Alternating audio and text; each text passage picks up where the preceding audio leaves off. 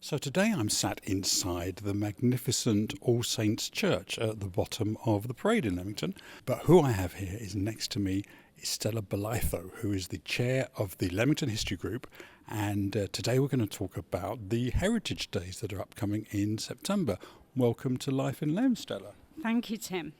So let's start at the very beginning then. The Heritage Days, what are they? When are they? Well, basically, they're a series of days that happen across the country in September, and they started in 1994.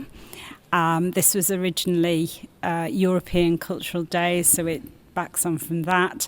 Leamington History Group, for a number of years, were running local history days in September, so we decided to convert our days to celebrate the heritage, the great heritage that we have in Leamington today. So this isn't just a Leamington thing, this is a UK-wide initiative. And so in September around the UK, there are various places open their doors, are there? Yes, there's many places. So between the dates of the 12th and the 21st of September this year, there'll be many public buildings open, churches, town halls, allotments, and places. They're all free.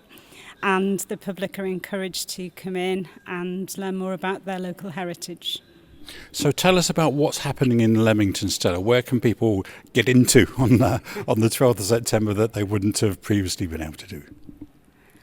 Well, one of the key places is the Leamington Town Hall, and this year we've got some special tours following the renovation in the building itself, and visitors will be taken around the four rooms inside, including the chamber, and learning quite a bit about the history. Terrific. And is that something where people can just turn up, or do they need tickets to do that? For the town hall, they need tickets, which are available on Eventbrite. That's proving to be very popular at the moment, and hopefully in the future we'll be able to repeat the tour. So we'll put that Eventbrite link into the blurb alongside the podcast. So there's a town hall. Where else in town is going to be open? Well, the Polo Centre is going to be open. We're here at the church on the 13th of September for our annual Heritage Day, where we've got 25 different exhibitors connected to local history, house histories, digital archive, interactive local history. So people are going to share their latest research and activities and encourage people to get involved. So here in All Saints Church on the 13th, that's where it's all happening then. A lot going on by the sounds of it. It is, yes, and we have some very special VIPs turning up. And also it's the one opportunity during the year where the church opens the tower. So people who are brave enough can walk up the tower and get some very good views. Well, today's quite windy. I wouldn't be going up there today, but hopefully it'll be a bit calmer come the 13th. So, Stella, is there anything in particular that you're excited about that's going on here that day? Well, for the first time, we've got interactive history through an app developed by Andrew Oliver and Panivox Limited to share history through the voice of Dr. Jeffson, and mainly aimed at young people and sharing the history with that generation. Well, so you can actually come and interact with a virtual Dr. Jeffson here in the church on the 13th.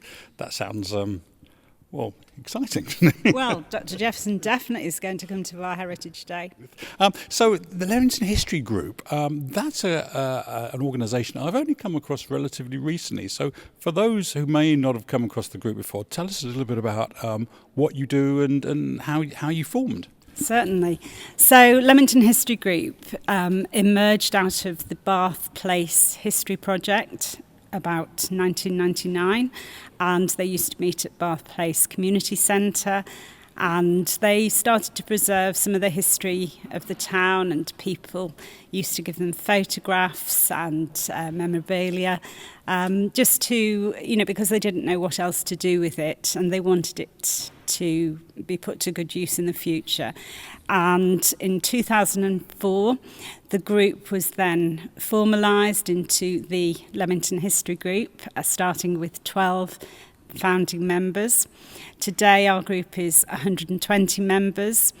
We have regular monthly talks, weekly cafes with a short talk, We run the guided walks around the town, and we do research projects. Our latest is a book, Creative Leamington Spa, and we've got a film coming out in December called Leamington at War.